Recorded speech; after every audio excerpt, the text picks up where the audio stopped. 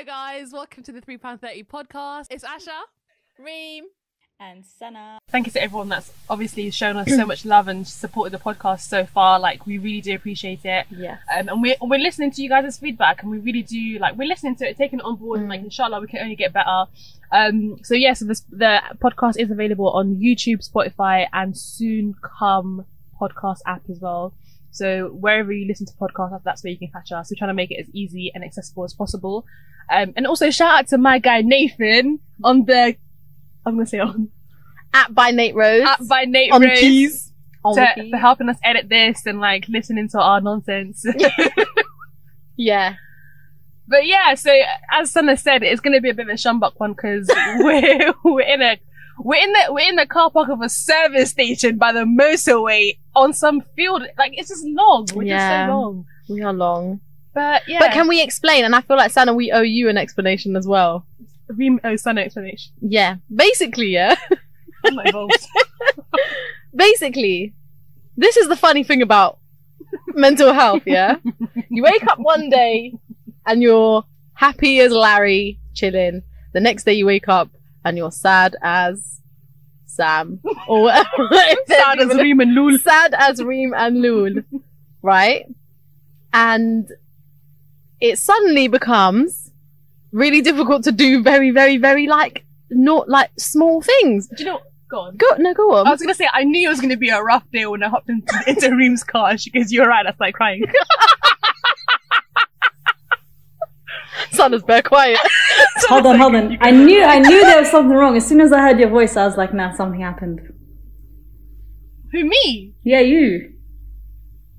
No, I'm okay now, but like, you know the ones where just with both of us, we're just feeling a bit off. Okay, alright, fair enough, okay. So basically, this is it.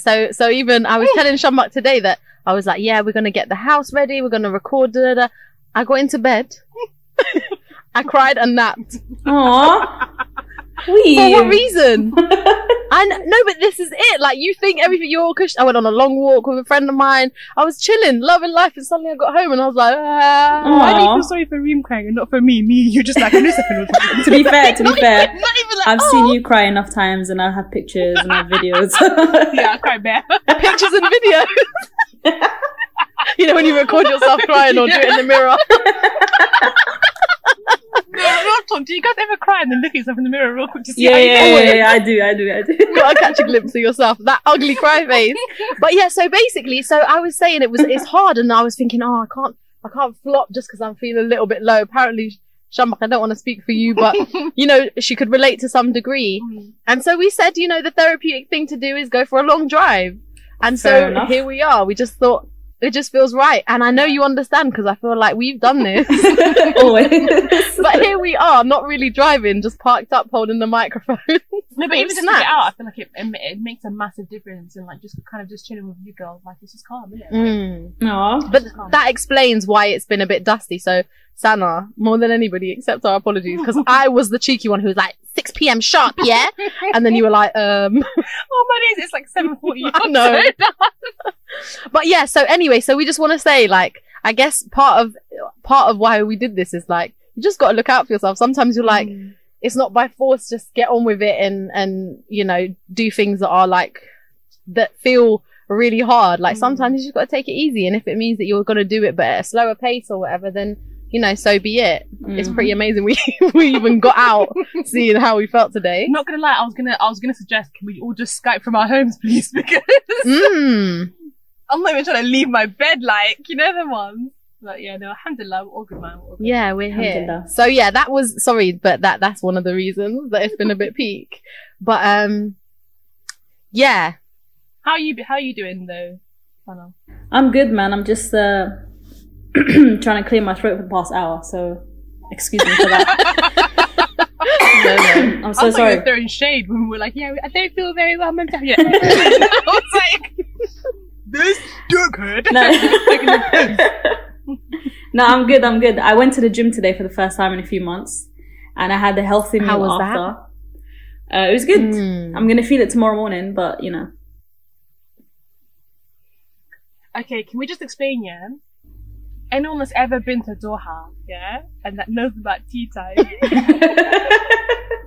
I'm sure Sean actually me, like the me CEO and or Fezra something. made a... No, I have to be. Listen, me and Fezra made a pact yesterday to not go to tea time anymore. At least at night time, which is when we usually go around. I actually don't blame you. Do you know what nutritionists say? Yeah, if you're gonna give into your cravings, at least have like a salad first, because apparently that really helps break down whatever it is that you're gonna eat. So if you're gonna have like a burger and chips, just order salad on the side. Are you serious? Start with the so salad have a first. starter and the fat meal as well, and then you might as well end it with have dessert. a salad. Have a salad because it helps you digest your food. That makes no sense to me. No, there's a dark. No, there's a dark cross in the zebra crossing. Like, is it not me? I bet you take a picture. No, it's gone. There's a what? Oh my god! It actually, Sana, there was an actual duck, and it stopped, and it was crossing the zebra crossing, like it was waddling over the zebra crossing. I'm not gonna lie, I looked left and right first before it crossed. That's so cute. And now it's just still on the little pavement. Is that not me? But hold on. like Where are you guys for there to be ducks on the road? We told you, babies, we're in the middle of nowhere. You know where we at. Okay. You showed me this spot. Okay. Cool. Reem's already exposed in hella occasions. Locations. Sana, so I feel like you're the perfect person to explain what's been going on in the past week and a half. Where do we start? Okay, so we start in December. So maybe explain why. Yeah. In December, the government of Sudan raised the prices of bread at the time, and obviously the people weren't having that. So at the time they came out to protest, and it was in their hundreds, and then gradually it was the thousands. And then over time, slowly but gradually, the demands for decrease in prices switched to demands for the fall of Bashir, who Omar al-Bashir, who is was the president of Sudan for like 3 decades, I believe. Wow. So obviously Bashir, I don't know if you guys know this, but Bashir was wanted for war crimes and crimes against humanity by the ICC, the International Criminals Court, for his involvement in the attacks in Darfur, where like I think it was like more than 300,000 people that died under his watch, basically. Wow. So obviously in the last few weeks, I don't know if you guys know, but in Algeria, similar protests have been happening, and they actually succeeded in getting rid of Bouteflika. So because of that, the protests in Sudan kind of intensified in the last few weeks, and protesters began like a sit-in outside the army HQ in the capital. And after 6 days, the army basically started showing support for the protesters and started coming out one by one and joining in the protest chants and stuff like that, which was beautiful to see. And then a few days ago, the defense minister announced that Bashir would be gone, basically. And the issue was Bashir would be gone. So everyone was like joyous and excited and stuff. But then he said, I will remain as leader for 2 years as head of the military council. So obviously everyone was like, nope, and told him to go on his bike as well. And they all, because basically they all believe that this guy, the defense minister, is like different sides of the same coin. So he's also wanted for war crimes in Darfur, and obviously they don't want the same regime to remain in place. So then the protests intensified even more for those few hours, and then a few hours later he resigned as well, and appointed another military guy, another commander, except so far this guy doesn't seem to be as hated and is not wanted for war crimes, which is obviously a positive step. And that's kind of like the most recent updates as I know them. How about they just put an election forward? Well, that's what the people want, a civilian-led transitional election / council kind of thing. But the military is saying we're gonna basically run the show for 2 years under a military council, and that's what people don't want. Even the military themselves. Basically, yeah. So they're calling it a military coup. Okay. And in terms of, because I've seen so much about women's role in this. Yeah, that's been beautiful. And particularly, obviously, the face of it, who's become, I don't know her name, Alaa something. Alaa Salah. Yeah. So what, like, because I've been really out of touch with everything. Sorry. Sean Mark's bare eating nuts and looking at me trying to concentrate and not be loud, yeah? But I've been really out of touch, but I've seen her everywhere. have they like pretty much led the revolution then? Women, I think, firstly, and this is what Sudanese people are saying, it's not new for women to lead revolutions in Sudan. It's happened multiple times. Yes. So when Alaa Salah, who is a 22-year-old engineering student, when someone took a picture of her and it uploaded it onto Twitter, and it went viral from there. And then because of what she was wearing, so she was wearing like the traditional white thobe, which is white dress, which is what I think it was cotton workers used to wear or something like that. And she had iconic gold earrings that someone used to wear and stuff like that. So her look was Sorry, it's bad description. Yeah. So someone used to wear that. No, but I don't know. I think they were saying how it was the crescent moon. Yeah, there's something iconic about it. So what I'm trying to say is like her whole look was meant to be iconic. Therefore, when someone took a picture, it did its role basically. But you know what? Some people, hold on. Some people have been saying like, and I feel like this has happened like really recently, like in the last day or two. I've seen some Sudanese people say that they're basically upset about the fact that she's become the face of the revolution. And I wonder what you guys thought about that. Like, as in, are they upset because they feel like she's just a very small part of it, or what is the reason? I think if I remember correctly, there was a tweet I saw with someone saying that basically the picture kind of pandered to the West, and because you like this image, this iconic image, you're suddenly aware of what's going on. You suddenly care about Sudan. That's the idea, I think. I think it's one of those things where it's like a double-sided sword, where it's like these protests, double-edged sword, sorry, where it's like these protests have been going on since December and no one really batted an eyelid and no one really cared, and you never really got what you wanted. But luckily, it was just a moment, and I don't think even the person that took the picture expected for it to go as viral as it did. So it's just one of those things where it's like, again, a woman has been the face of the revolution and she's managed to get shit done, whether it was like just her speaking or like even just her chants. It was beautiful, it was amazing, and it's like, let her have it. But I don't think even she wanted it or even she expected it. It was just what happened, essentially, right?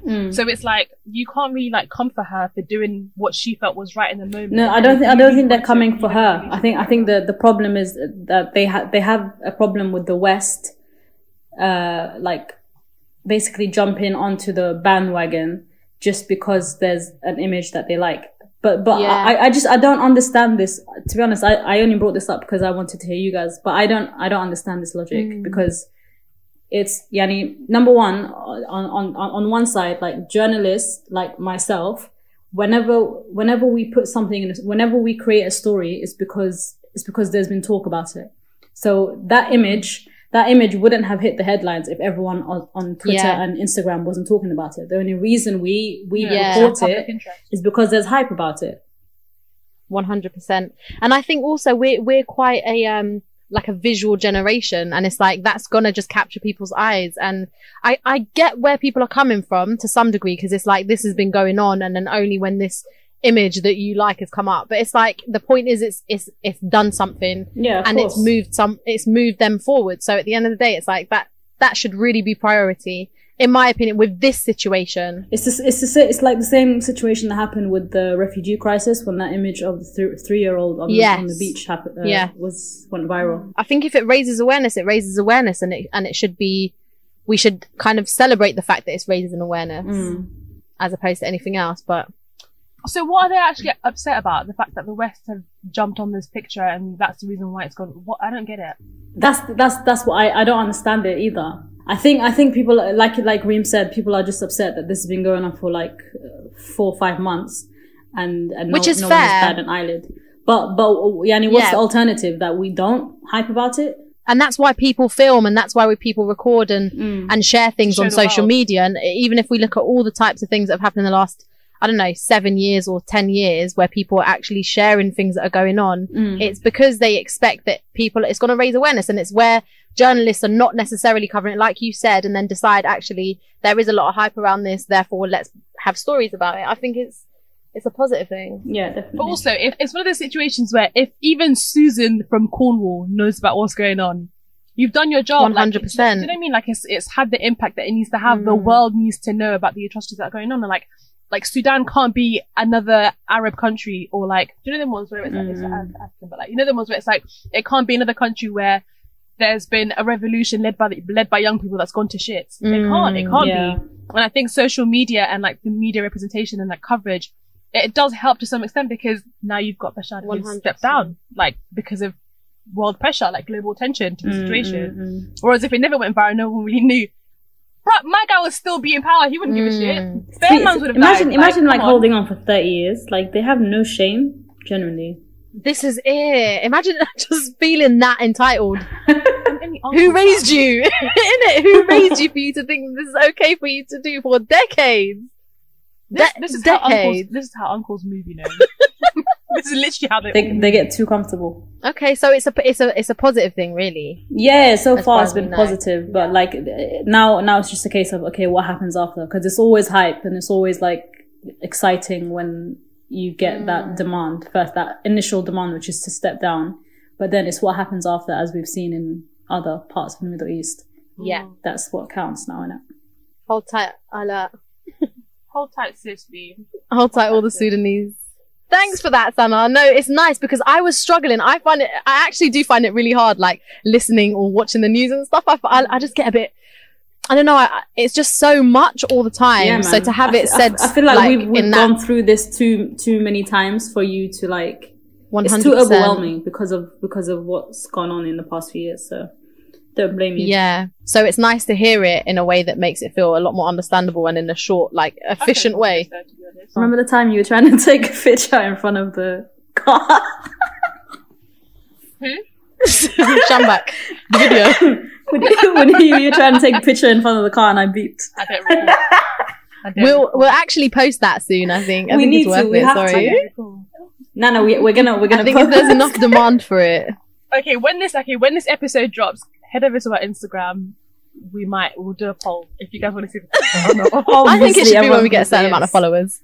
Yeah. Okay, when we hit 150 followers. Where? On our Instagram. All right, safe. 150 followers, and you see the best candid video.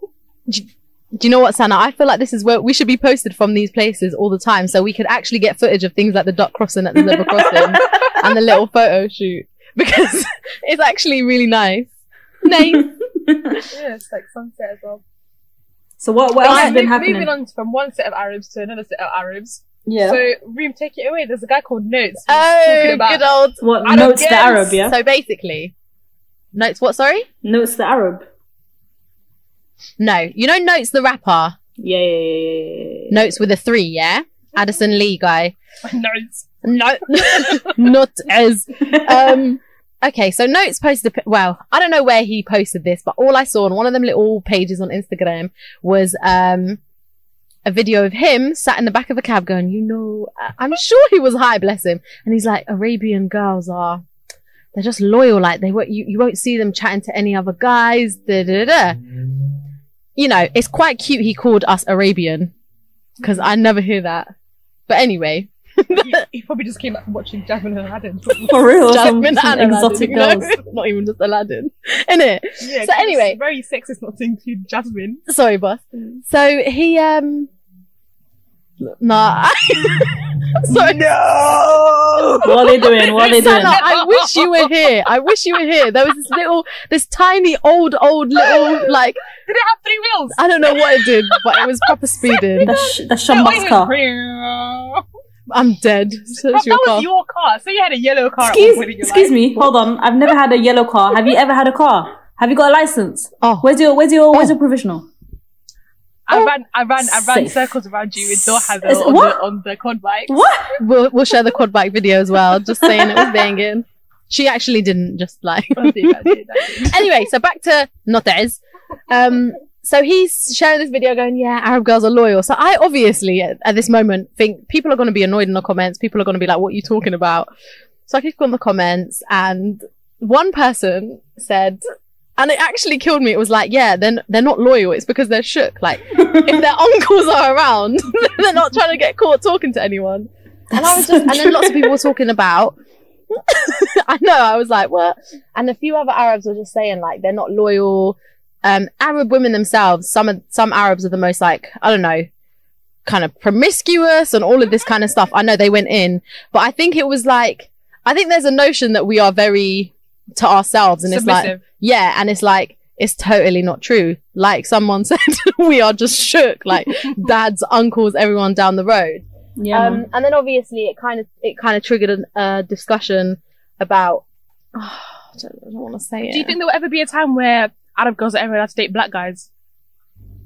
Yeah. Oh, You took it there quick. I didn't think that's where she was black. going. Is he black? He is, yeah. Yeah. I didn't realize that's where she was You going. can imagine like little Elena bringing home, Elena, is that meant to be an Arab name? I don't know, little Zainab. You can just imagine Zainab bringing, even that's Pakistani, bro. Zainab, we have is not Zainab. Pakistani. You imagine Zainab bringing home Tyrone to her dad. This is Tyrone. It's happening, He's a man. revert. He became Muslim last year. Blah blah blah. You know, Arab parents are going to be like, oh, maybe not. No, I think 100% there's still so much. Why are you crying? Did you remember who yeah, thank you. She remembered who she's talking to. I just got bad. that. My bad. No, but he's different because you can imagine if it was big black Tyrone. Anyway, the point is, there is is 100 and million thousand % racism in the Arab community. We are so, well, I don't want to say we, but our people are very, very racist, and it's something that needs to be interrupted. I think the idea of will it ever be normal for them to date? It won't be normal because dating is not really a thing. Like Arabs don't want their to be with like a black guy. In terms of moving forward with marriage, I think people, I would say they're accepting it more, but I don't know. I think they are. They are. It's I shameful. think they are. I mean, I think it depends. I think it depends so much on the people, like on the family, and Are we talking Like, about there are lots of people Arabs who- in the UK and in the West and stuff? Because obviously that's not happening in the Middle East. I guess so. Yeah, Arabs where we're at, Yeah, then. but then, they yeah, still there is have progress. so much of them. So much of them still have that mentality. There's progress to some degree, but it's like, I think, and I always say this, I think if somebody is more based on religion than they are culture, Definitely. then they don't actually care. Yeah. They're like, as long as this person is Muslim, that's all that matters to me. Yeah, I agree. Whereas I think whereas cultural families will be like, what? No, he has to be from your village. And that goes for like loads of races, isn't it? Even Somalis, like imagine me bringing home back, like, because Somalis have this thing where, not all Somalis obviously, but Somalis have this thing where if it's like, are they Somali or are they black, right? So when they say, Oh, are they really? black, Do you have that too? West Africa. Yeah, Somalis have that there. Do you have that? Me as in the Arab that you're talking to. Yeah, I don't understand. Why are you asking me that? Do you have that too? Like, No, as in, do Somalis have like, do they discriminate against black guys? yeah, Somali discriminate against themselves, let alone other people, right? So Reem is bare dying. Why are you dying? She knew he was bare confused. I just could tell how confused she was. She was like, what? You have that as well? And then you're like, with Arabs. So it is, when you were, before you even asked, I was thinking, does she mean like dark skin? I was like, She just looks so baffled. I am baffled But right now. anyway. I'm asking you if Somalis have like discriminate against black guys. oh yeah, 100%. Like if they're like, well, not all of them. Let me say that. Let me put that out there first. Not all of them, but when it's like, if you bring home like a black guy from like Nigeria or like a Jamaican guy, honestly, like the reaction is mad. The reaction is different. Even if he is Muslim, I think it's the whole us and them situation where Somalis have always locked themselves off for the rest of Africa. Like the entire continent, we're just like a different kind of people. Like, I think there's bare Somalis that be like, yeah, I'm Arab because we're part of the Arab League. And it's like, huh? It's just like, So okay, so relax. so does That's that number does that one. mean they would be more willing to go with like an Arab guy or anyone that isn't from Africa?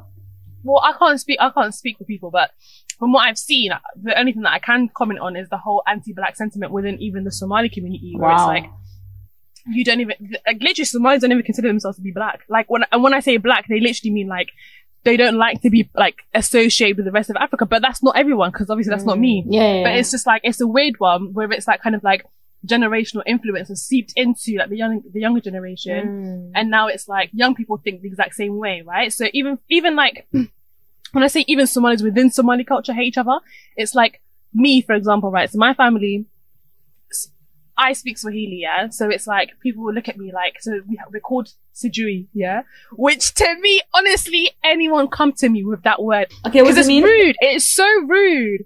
Sijui means I don't know. It means I don't know. Literally, if you ask someone, what does Sijui mean? It means I don't know. And the reason why is because, okay, so the reason why it started off was because, you know how Somalis, with the whole civil war stuff, right? Lots of Somalis moved to neighboring countries, to kind of flee the war and to flee whatever was going on there. And a lot of Somalis have moved to like Kenya, Tanzania, Uganda, Burundi, blah, blah, blah. And they're all Swahili speaking countries, yeah? So what's happened is that once you've settled there and you've had children there is an element of like culture being lost, right? Or who you are being lost. Which is what happens anyways. Whenever there's a diaspora community, there is an element of like not knowing who you are and not knowing much about your culture, right? As opposed to if you actually live there.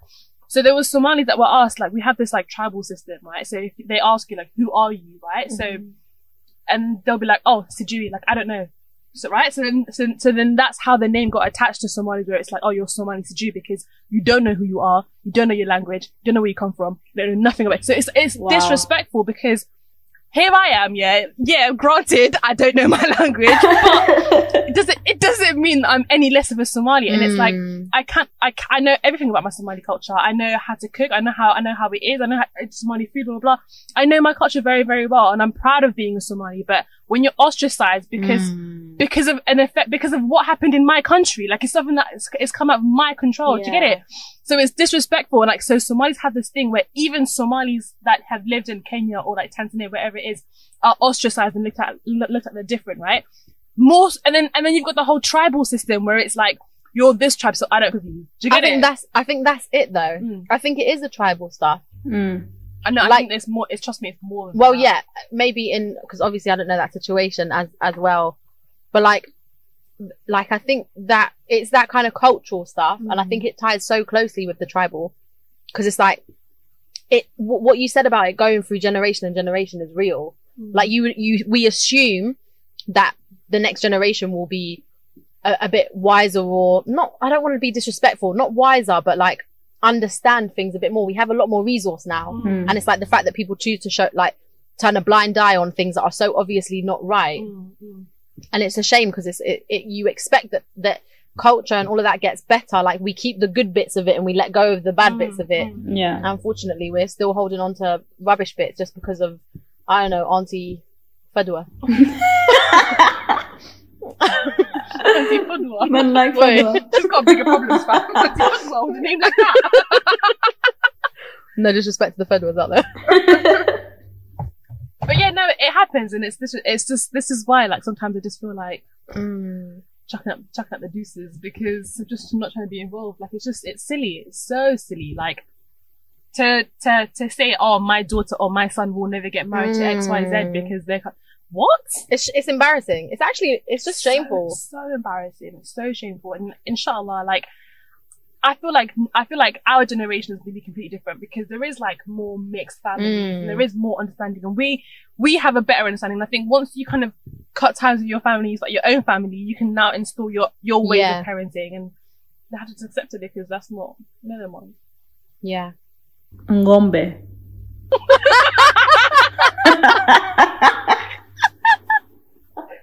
That's homework to all our listeners. What does ngombe mean? Man said ngombe. I need to find out as well.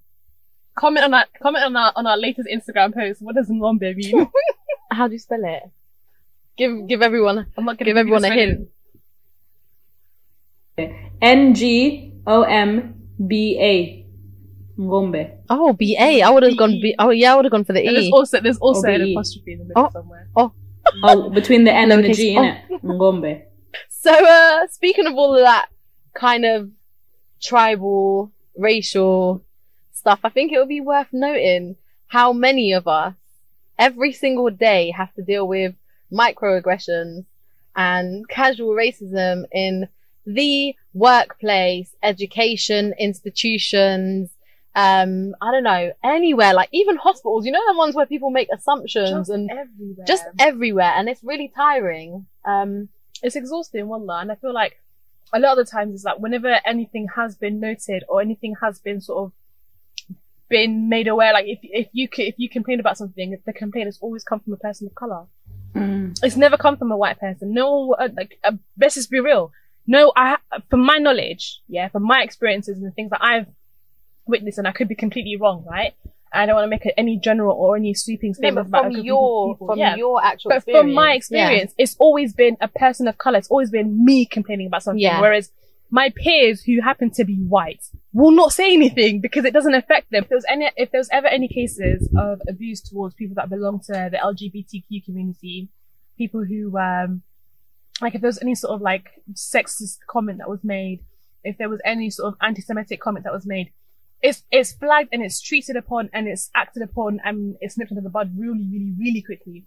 But when it comes to like racism or Islamophobia, I feel like people don't care as much to report it, especially if it's not them that it affects, right? Because it's almost as if, and I'm not saying this about people like that everyone's racist or everyone's Islamophobic, but it's almost as if, oh well, low key, you guys deserve it. Like, you know, the ones where it's like we still have to like kind of pay the brunt of other people's actions.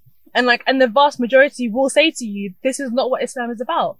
Or we still have to deal with ignorant stereotypes that's attached to our community. And it's like, what the hell? Like, just because I'm black doesn't mean you're like watermelon. Like, relax. Like, you know, the ones where it's just like, it's rude, it's disrespectful. And like, I don't think I've ever had a job well, one. But I don't think I've ever had a job where I've not experienced any sort of casual racism in the workplace. You know, do you know who is experiencing casual racism in the workplace right now? Ilhan Omar in the US.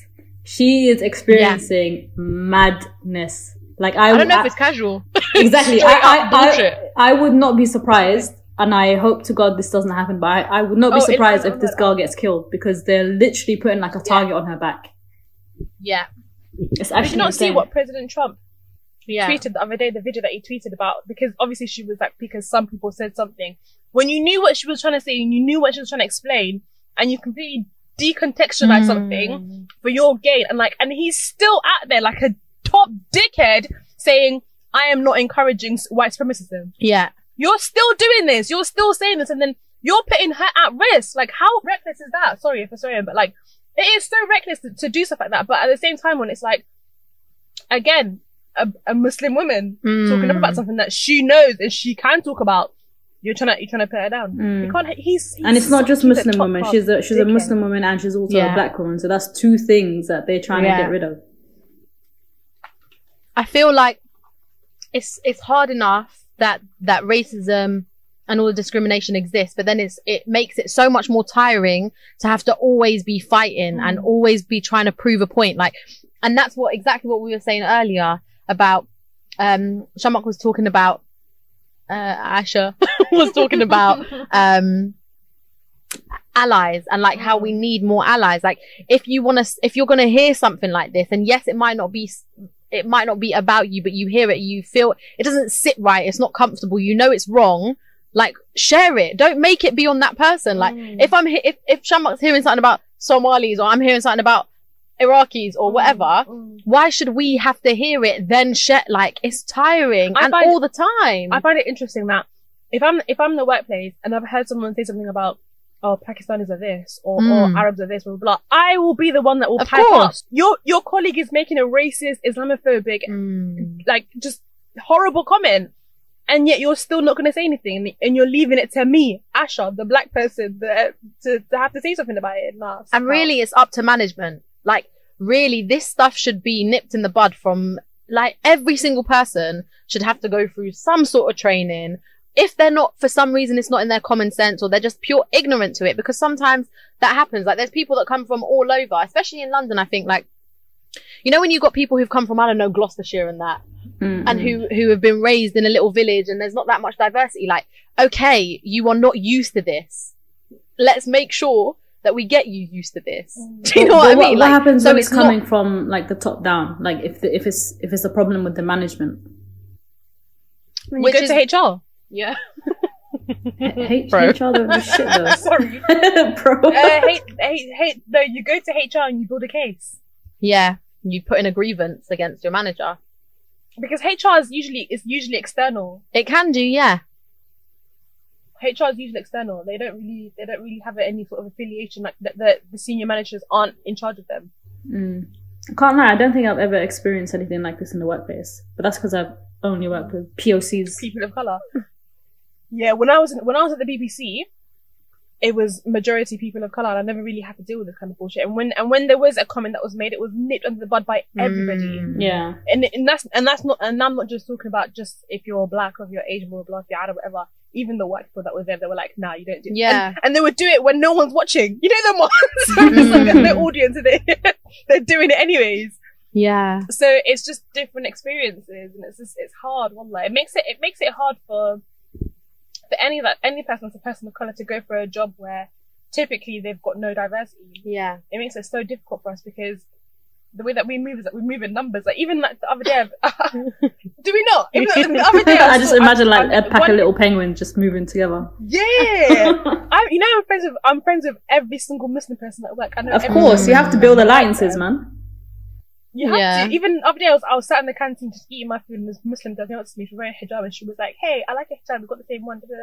And we just became friends from there. And now she's on Instagram. That's how you slide into the DMs if you're a Muslim. Nice hijab. That's how you do it. Never was. It's like Rami's coming around the corner. Let's be friends. And it's sad. It's sad that has to happen. And it's frightening as well because it's not just a low level thing. It's in all positions. Like you said, Ilhan. Like recently, the whole thing with Stormzy. In all situations, in all industries, it's getting faced, and it could be as a small little comment, and it could be just a plain it could just be pure racial profiling, which obviously is what happened in his situation. Do you want to explain what happened? Go on, Shams. So for anyone that doesn't know what happened with Stormzy, so he was due to perform at this bomber festival. Where was it? In Germany? I thought it was in Australia. Australia. I don't know. One of them. Australia, any country. I don't know. And it's meant to be a massive festival, right? So it was a big deal. And what happened was there was an incident, and security at the venue were given like a description, right, of the person that had maybe stolen something. No, it was a weapons thing. They said that he has possession of a weapon. Bringing out all the stereotypes. It was stolen something. So they were given the description of someone who apparently, allegedly, had a weapon on them, right? So they've gone and they've searched Stormzy's crew, his team, and I think it was the manager, or just a member of his team, basically. And Stormzy wasn't present at the time, but he ended up saying, like, just hours before he was due to go on stage, he was like, "Suck out! I'm not doing this. I'm not having some blood." So he posted all that on his personal Instagram. And he was like, "I'm sorry, because I can imagine if you might be frustrated because you obviously bought tickets to come and see me, but I have to stand up for what I believe in." And I just, much respect to him. So 100%. He was like, I don't like how my team was spoken to, and I don't like how they were racially profiled. I don't know why you guys came to us, and then the festival organizers had come back and said, "Oh, we only wanted to speak to them because they fit the description and just like blah blah blah. We're only doing our job." And it's like, this is what happens when you speak up about something. You're made to seem like a dickhead when you know why you've done this. You know it's difficult because a lot of the times it's implied. A lot of the racism, a lot of the bullshit is very much implied. So when you do say something, they'll always come back and be like, "Oh my god, I wasn't even thinking of that, Jerry. Like, I'm so sorry." Like, and the comments as well of like people being like, "Oh, it was just a security thing," and it's like, of course you wouldn't get it. Yeah. Do you know what I mean? That's something that he mentioned. He said it's not a one-time thing. What did they call it? Of course it isn't. Was an innocent mistake or something like that. He said, I've been dealing with mistakes like this all my life. And first time it's an innocent mistake, second time, third time, fourth, 100th time. Hundreds. And that's and good for him for speaking out. And I hated reading the comments and seeing how ignorant people were, and they were like, "Oh, why are you doing this to your fans?" And it's like, hold on a second. If that was me and I was going to see him perform, I'd feel very proud to be like, he's standing up for this. No way would I just be like, "Oh, I wanted to see you perform." Because you're not just, and this is the thing about Stormzy, he's not just an entertainer. Lots of the things that he's saying and sharing mean something. Like, remember that Brit Awards thing? Oh my word. Locked it up. That gives me shivers every single time I think about it. He got on stage in front of everybody and basically gone Theresa May. Yeah, cast her out. He said, how would you like it if your house was on fire? Like, come on, man. That's not just any, entertainer. Yeah. That's someone that's using their platform in a good way. That's a blessing, to be honest. 100%. And as fans, they should be also all over that. That's what I wanted to say. Hold tight, Stormzy. Love him. My guy. But I think everyone has a responsibility to say something, whether you have a small platform or not. 100%. You should always speak up. You should interrupt it. Yeah. Interrupt it with anything that you're hearing. Even, I don't know, like, and I feel like, I don't know about everywhere else, but I feel like London is so cold, yeah? Like, you could be walking down the street and somebody could be getting battered and you're just like, you don't care. It's not even, it's not in any situation where it's, even if it's not based on race or class or whatever, if it's just like a little fight between school kids, you just walk straight past. Even like the worst ones on the train, yeah? That's the worst one. Someone is late, someone is drunk, yeah, like off their head. Cussing out immigrants. You're just there like, everyone's got the headphones in. Or like, you literally, or like, I've seen it so many times where like a boy and a girl are having a massive row. And like the girl's getting pushed around or the guy's getting pushed around and people just walk straight past. No speak English. No speak English. Yeah. Literally. Got no eyes. And I get it because in some degrees, like, don't put yourself in danger. But most of the time, like, I remember my mum told me this guy got on a tube once, yeah? She said he was wearing an army uniform. Like, not a proper army one, but like camouflage, like khaki trousers and whatever. And he had like a fake plastic gun and he was shooting plastic pellets, like really like spun plastic pellets at people's heads. And she goes, I was just looking at him and no one said anything. What? Imagine people are getting shot in their head, yeah? And them same people, I said, Mum, did he touch you? He goes, no, I looked at him, I frowned, like, and I think she thought the frown was enough. And she goes, people were just getting shot up. And then that was that. And I was like, so you're getting a rubber bullet to the head. And you just sat there. And you're just sat there scrolling through your phone with no internet. What are you doing? He's acting like you don't have a bullet in your head. You know them little spongy ones that don't really hurt? When she told me, I was like, hold on a second. Why didn't you tell me this earlier? She was like, yeah, it was last week or something. And this is the scary thing. Like, obviously, it's not everyone's I'm not saying play hero, but certain times, like, well, how are you just sitting there when you're getting shot with a plastic little, like, spongy bullet? People have no self-respect, you know. I think people are waiting for that one hero. So, because you know how it is, isn't it? When someone goes, "All right, mate, calm it down." Everyone's like, "Yeah, be quiet." So backup dancers. Everyone's voice boxes come back suddenly. It's bad. I remember when I was still in school. I must have been in like year 11, and I was walking past the station, and I saw like some little, them year 7s with their hench bags. There were like 5 of them rushing one little kid, yeah? Aww. They were slapping him up. But it wasn't like a proper fight, but they were definitely slapping him. And I went and I was like, hold on a second, this is rush hour. There's loads of licenses here. And there's all these women, men, older people who were just walking past this little kid get rushed. And I thought, I remember just being like, oi, what are you doing? Reem. And it was lucky because they were so small. Reem, do you know what I just remembered? Don't say it. No, say it. when we were in your ends, your old ends, and I know. we tried to be heroes in the car. Wait, what happened? Explain it. Basically, so the woman get robbed, and then we chased, and then we went and tried to talk to the boys. And I was like, look, she went in. So basically, she went, let me finish the story about the little year 7s. So I took the boy that got slapped up, yeah? And I said, where do you live? And he showed me he told me where he lived, and it was just around the corner from my house. I was like, all right, come back. Like, I'm taking you home, basically. So I walked into his house. I dropped him off here to his parents. I said, listen, you need to make sure you lot do something because he was getting slapped up. And they were like, thanks. And then I was like, for me, though, the biggest problem was like, why is no one interrupting this? Like, why am I a schoolgirl? I was about 15, 16 at the time. Why am I the one getting into this predicament? Really, I'm not in this. What should have happened is people should have stepped up. They were small. Like, you were 15 years old when you did that. Wait. Yeah, but like, it's because I saw a little kid get slapped up. Aww, he was small. small. Cute from day then. No, stop it. Anyway, so basically, yeah, me and Sana was driving one day. This was years ago. And, where were we driving? Oh, I remember it like it was yesterday. Near near Ladbroke Grove. We turned a left. No, we saw a woman's phone get robbed. Yeah, we were at Was he the on a traffic bike? light. He was on a bike. And we were facing the other way as Grabbed well. her We had to do phone. a UE. Told the woman to jump in the car with us, yeah? And she was like this hype French woman. And I was like, it's cool. We went, I said, let's just talk to these guys, blah, blah, blah. And went to talk to these boys. The woman jumped out the car. Give me back my phone. I know it was you. And I said, I was annoyed because I thought if you just let us talk, yeah, we could have probably settled this. I was just like, look, she's going to go to the police station. She's going to tell them where she's gone, who took her phone, give a description. The police are going to come and CCTV. there you go. Just give the phone over and no one will do anything. But she went in all guns blazing. I don't know if you remember Sana. And they were just like, shut up. Like no one did anything and just walked away. And her phone got robbed and that was that. Oh, that was so funny, I swear to God. The way we like zoomed, we did a U-turn and we zoomed trying to chase this guy on a bike. And we couldn't even catch him. I think we just ended up talking to a random group of boys, just looking like proper police officers. All right, lads, someone matches the description. Go on, give it over. Won't be any problems. Just a bit of personal.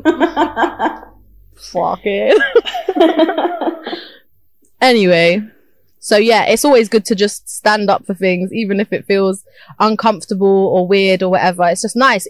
And people in certain positions where you know something's happened, like it's nice knowing that somebody's got your back and that you're not completely alone. Definitely. That's what it is, honestly, feeling alone. It feels like you've got to fight your own battles. All the time. Long. And everyone, if you have any suggestions of things that you want us to think about or talk about and stuff, like we're just coming with random things, but let us know, drop a comment, send a DM, do whatever. Can I just say, I saw a tweet recently, and it was a girl that quote tweeted the situation the picture that went viral of Alaa Salah, right? The girl in Sudan. So someone quote tweeted that picture and she was like, this would never happen in Nigeria because all the girls want to be slay queens and the boys want to be Yahoo boys. And I was just sat there, I was just like, what kind of buffoonery is this? Like, you must be a different type of stupid to be able to criticize people and say, and like, she was Nigerian herself. And I just thought that was so mad. And it's like, you can't compare one country's revolution to another country's revolution. It's just, it's not the time right now for them. And you can't say, oh, because all the girls are trying to be slay queens, eh? Dumb. It's dumb. Like, considering how many Nigerians I know personally that like speak up about corruption in the country and speak about it, it's like, it's just not the time right now for them. And it's just because there's not enough people that are bold enough to be able to do it because there's genuine fear. And you can't be using like one group of girls to bring down another group of girls. It's just not on, man. Oh, it's dumb. Yeah. This is why I hate girls sometimes. Like, sometimes we be our own enemies, man. Sometimes we really beat our own enemies. Like, it's just long. It's long. Not everyone was born out of the womb coming out their mum's vagina to be an activist. Sorry. But yeah, no, alhamdulillah, got good health and happiness and that. And we got a good group of friends. Definitely. It's nice to have that understanding and inspiration from within. It's so much, it's powerful stuff, man. We don't have to bring each other down, alhamdulillah. In conclusion, it's alright if you can't get out of bed in the morning. Sometimes, like, right, we just did a full circle. you know, yeah, man, just get, because I'm in concluding. Oh, right. Do you not ever do PPE in the GCSE English? PPE. Point, evidence, explain. No, PEE. Oh my god, yeah! I used to do that too! So in conclusion, as we were saying, to summarize what we just discussed, it's okay to struggle to get out of bed. Why are you sweating? Point, evidence, explanation. That's the one. Oh. Did you see the D? Development. D? Wow. Oh, that's why you're a journalist. I never did that one. The D. Development. If you did the D, you Can you just say development? You were guaranteed to get an A. Aye. But yeah, man. Guaranteed to get an Alif. What I was talking about, because these men. You said any conclusion. To not feel like you want to get out of bed. Yeah, in conclusion, long drives are therapeutic. And if it's hard for you to get out of bed, it's okay. Call a friend. Or don't. Watch TV. Cry and nap. Whatever it is that you need to do to make you feel a little bit okay that day. Just let your friends know that you'll be late and all that, you know? Yeah, obviously, try your best to communicate, but sometimes communication gets tiring, so some days you just gotta understand. But yes. Okay, so thank you guys for listening. Thank you for listening. Don't forget to subscribe to our YouTube page and share our Spotify and podcast Yes. To The the Apple, what's it called? Is it a podcast app? Yeah. It's moving a little bit slow, but that will be there very, very soon. Yeah. Thanks for your patience. So yeah, hang tight, B. Thank you guys again for all the love and appreciation. Until next time. Bye. Bye.